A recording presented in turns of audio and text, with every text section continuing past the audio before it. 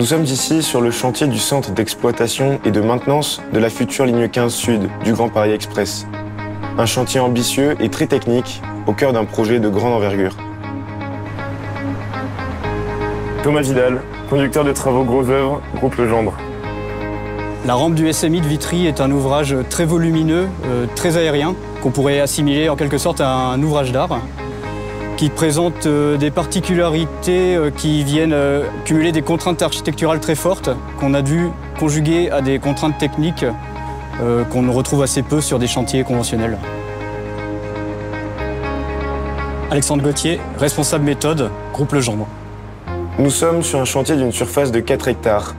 Le bâtiment principal mesure 220 mètres de longueur, avec en tout près de 40 000 mètres carrés de plancher, dont certains reprenant jusqu'à 3 tonnes. La rampe monumentale est positionnée au point d'accès principal de livraison du chantier. Elle a donc dû être réalisée à la fin. Dans un premier temps, on a réalisé le noyau avec un rayon de 5,30 m, des voiles de 70 cm d'épaisseur avec des banches courbes d'une hauteur de 16,50 m. On a ensuite réalisé le voile périphérique sur le même principe. Ensuite, on a réalisé le ferraillage et la mise en œuvre des organes de précontrainte dans la dalle de la rampe qui présente un porte-à-faux de 9 mètres. Alors sur ce chantier, le service méthode a accompagné les équipes travaux durant toute la phase de préparation et également durant l'exécution. Cet accompagnement s'est fait par la définition des outils, le séquençage des différentes tâches en plusieurs modes opératoires et l'accompagnement dans la conception de nombreux outils spécifiques.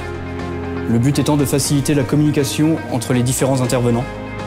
Cette synergie entre les services méthodes et les équipes travaux a permis à ce que toutes les étapes soient validées et suivies. Ce chantier dans le chantier nous a confrontés à de nombreux défis. La hauteur et la stabilité des voiles, la complexité des géométries et des parements béton, et la tenue provisoire des ouvrages avant mise en œuvre de la précontrainte.